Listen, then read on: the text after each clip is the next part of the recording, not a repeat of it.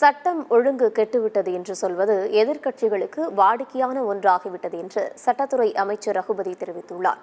புதுக்கோட்டை மாவட்டம் பெருங்குடியில் புதிய பெரியார் சமத்துவபுரத்திற்கு சட்டத்துறை அமைச்சர் ரகுபதி அடிக்கல் நாட்டினார்.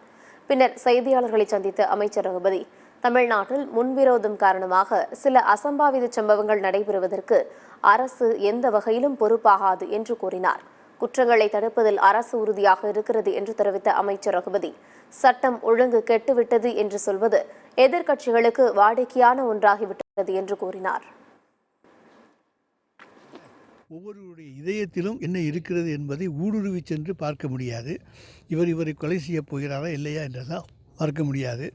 ஆனால் வஞ்சம் தீர்க்கின்ற செயல்கள் இருக்கின்ற காரணத்தாலே இந்த படுகொலைக்கு இந்த படுகொலை தான் பதில் என்று ஒவ்வொரு கூட்டமாக இன்றைக்கு திட்டம் தீட்டி செயல்பட்ட காரணத்தாலே தான் இந்த சம்பவங்கள் நடந்தன.